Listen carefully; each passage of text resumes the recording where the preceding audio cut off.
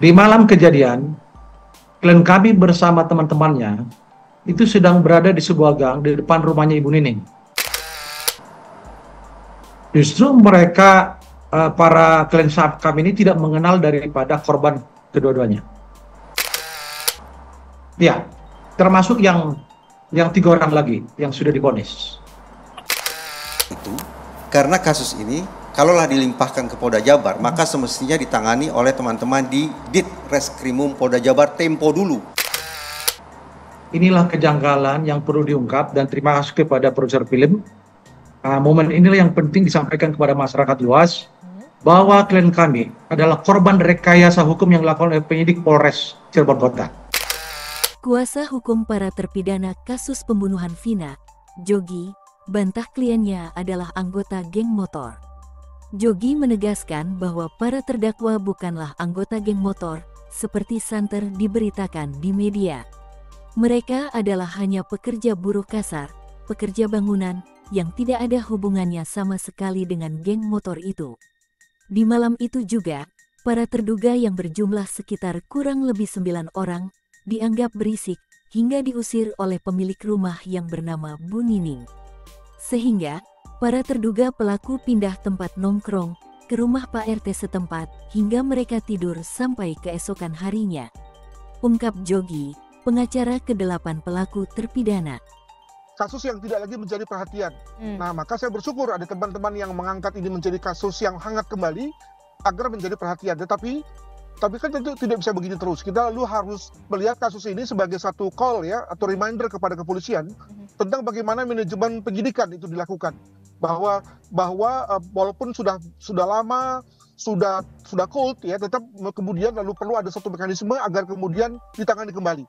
Nah, saya misalnya berkali-kali mengusulkan agar di kepolisian itu ada satu unit ya, atau direktorat kalau memang itu tingkat Mabes Polri, untuk melakukan penanganan terhadap kasus-kasus yang cold ini. Di malam kejadian, klien kami bersama teman-temannya itu sedang berada di sebuah gang di depan rumahnya Ibu Nining. Mereka adalah para buruh kasar, pekerja bangunan, yang tidak ada hubungannya dengan geng motor. Dan di malam itu, karena mereka terdengar agak gaduh suaranya oleh pemilik rumah Ibu Nining, mereka disuruh untuk meninggalkan tempat. Sehingga kesemua mereka itu berjumlah kurang lebih ada 9 orang berpindah ke rumahnya Pak RT. Termasuk juga anaknya Pak RT, namanya Kafi.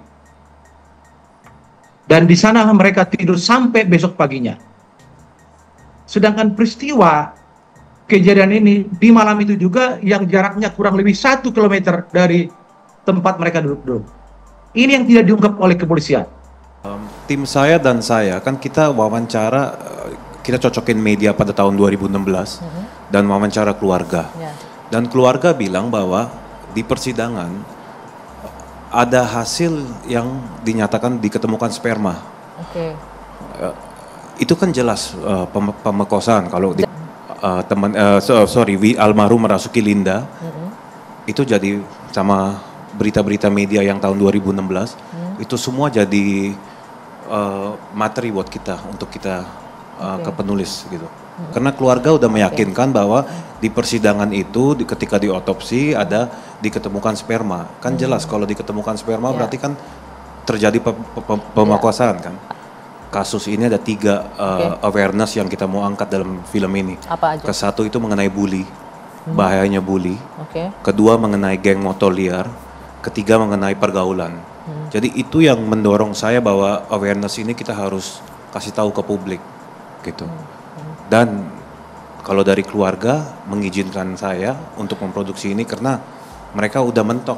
Mereka berharap bahwa mungkin dengan adanya film ini kasus ini akan dibuka kembali. Gitu. Masih teka-teki di balik 3 orang pelaku pembunuhan Vina Cirebon, masih belum saja menemui titik terang, meski sudah 8 tahun berlalu. Kasus Vina Cirebon kembali viral, lantaran ditayangkannya film ke layar lebar, dan mengundang perhatian masyarakat di semua lini masa media sosial hari ini. Ketidakmampuan pihak kepolisian mengendus 3 pelaku buron pun, kian diperdebatkan, termasuk oleh ahli psikolog forensik, Reza Indragiri. Menurut Reza, ada hal yang mungkin menghalangi proses hukum pada seorang pelaku kriminal. Reza pun bertanya-tanya, kenapa dengan keputusan penyidik tidak menambahkan pasal ruda paksa dalam kasus Vina ini? Pertama, sebetulnya saya mencoba menyemangati jajaran di Reskrimum Polda Jabar yang saat ini bertugas. Ya. Kenapa saya memberikan garis bawah pada aspek itu? Karena kasus ini, kalaulah dilimpahkan ke Polda Jabar, maka semestinya ditangani oleh teman-teman di Dit Reskrimum Polda Jabar tempo dulu. Saya khawatir bahwa sekian banyak bukti juga sudah lenyap, ingatan memudar, pelaku kabur entah kemana. Nah, itu satu. Yang kedua, secara umum, ini kita sedang berbincang tentang kompetensi teman-teman di kepolisian atau tentang integritas sesungguhnya. Berarti bukan hanya ini PR Reskrimum, ini PR bagi Propam untuk mengecek seberapa jauh sesungguhnya persoalan yang terjadi di lingkup Polres. Spekulasi bisa dikatakan demikian. Ada kesulitan-kesulitan yang kenapa tidak dilimpahkan ke tingkat satuan wilayah yang lebih tinggi, Polda Jabar. Tetapi saya tidak ingin berprasangka buruk. Maksud saya adalah begini. Kalau memang ini pokok persoalannya pada aspek integritas, maka memang mekanisme penjatuhan sanksi menjadi penting. Tapi kalau persoalannya pada aspek kompetensi, maka justru penindakannya atau penanganannya adalah dengan memberikan pembekalan, pengetahuan dan keterampilan ekstra kepada para penyidik terutama di Polres. Bisa dielakkan. Ketika muncul narasi sedemikian rupa, maka di kepala saya langsung merespon apakah ada kemungkinan ini merupakan curtain code. Curtain code atau diterjemahkan dalam bahasa Indonesia secara bebas adalah kode tirai.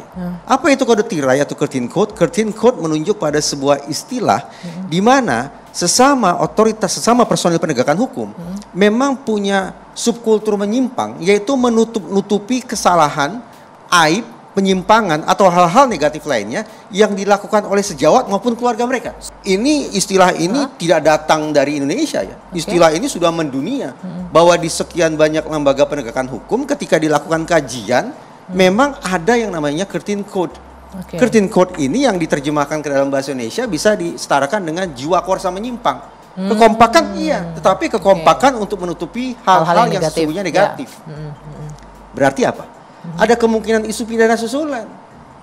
Isu pidana susulan. Iya, bukan hanya pidana yang berkaitan dengan almarhumah Vina, tetapi siapapun yang mengetahui ada peristiwa pidana ini, tapi kemudian memilih cara untuk menutup-nutupinya, itu menjadi persoalan pidana.